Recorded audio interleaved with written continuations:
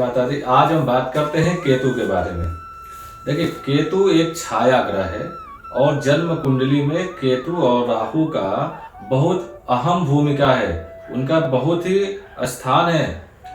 12 राशियां और 9 ग्रहों में राहु केतु का बहुत प्रबल योग है।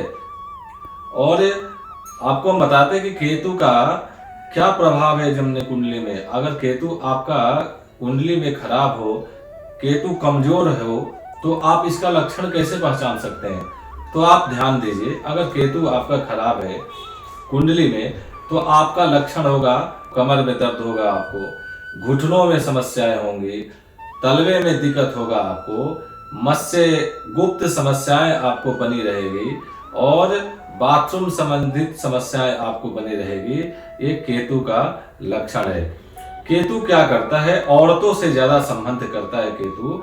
जैसे किसी का निंदा करना, किसी का बुराई करना और किसी की चुगली करना, ये केतु का जो है कुंडली में दोष होता है।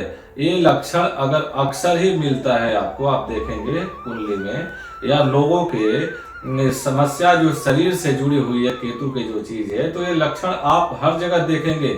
लगभग 100% में 95% ये लक्षण जो है मिलते हैं। अच्छा, केतु को जो है छल कपट के ग्रह भी माना गया है। अब कैसे माना गया, आप ध्यान से सुनिएगा। जब समुद्र मंथन हुआ था तो उसमें देवताओं और राक्षसों का दोनों का भाग था। समुद्र में जो जो चीज निकली हुई थी, जैसे अमृत निकला उसमें, तो अमृत पीने के लिए राक्षसों और देवताओं में लड़ाई युद्ध होने लगा। पहले हम पिएंगे तो फिर हम पिएंगे। तो जो है राक्षसों ने अमृत का घड़ा लेकर के, अमृत का कलश लेकर के वो भगने लगे।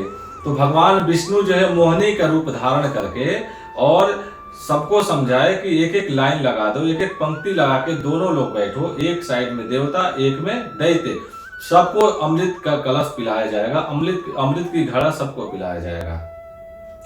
तो सबसे पहले भगवान विष्णु ने देवताओं के पंक्ति में अमृत का कलश जो है, अमृत के घड़ा जो है सबको पिलाने हैं स्टार्ट कर दिया।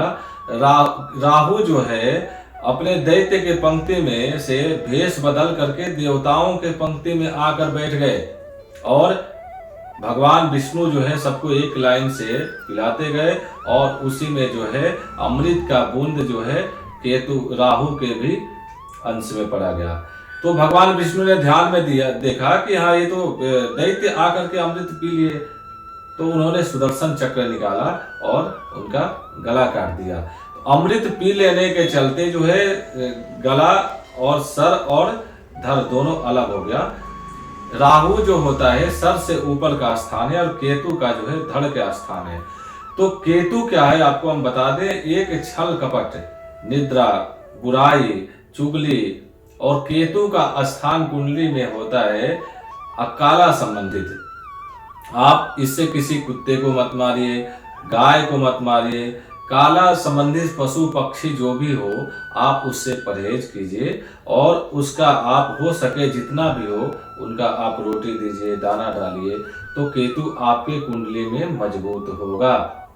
दूसरी चीज, केतु जिसका भी अगर मजबूत हो जन्म कुंडली में, तो वो व्यक्ति आप ध्यान से देखिएगा बहुत बड़ा नेता अभिनेता बनेगा, राजनीति करने वाला।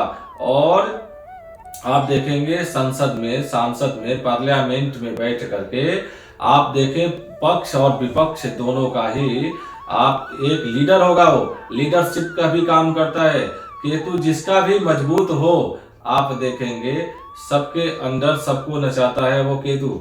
और केतु जिसका भी कमजोर हो तो आप समझ जाइए कि विनाश कर ही देता है। गलत संगत, निद्रा, बुराई, जुआ, सट्टा केतु का स्थान है। अब इसका उपाय क्या है, गणेश चतुर्थी का व्रत कीजिए। संकटी गणेश चतुर्थी, भगवान गणेश का उपासना कीजिए। और विशेष उपाय आपको हम बताते हैं, बटुक भैरव, काल भैरव की तरह बटुक भैरव का उपासना कीजिए। और श्वान यानी कुत्ते को आप जो है मिठाई, रसगुल्ला लगातार हर शनिवार को आप 27 दिन तक खिलाइए। ये बहुत ही चमत्कारी प्रभाव बता रहे हैं आपको हम।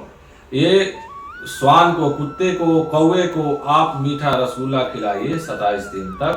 और भगवान बटुक भैरव का ये मंत्र, ओम ह्रीं बटुकाय आपद्दुधाराय कुरु कुरु बटुकाय ह्रीं ओम, इस मंत्र का ब्राह्मणों द्वारा जप कराइए, या आप खुद एक रुद्राक्ष की माला लेके या चंदन के माला लेके प्रतिदिन घी का जोत जला करके और आप एक माला जप कीजिए, तो आपके राहु और केतु दोनों ही बहुत मजबूत होंगे आगे चल के। जय माता दी।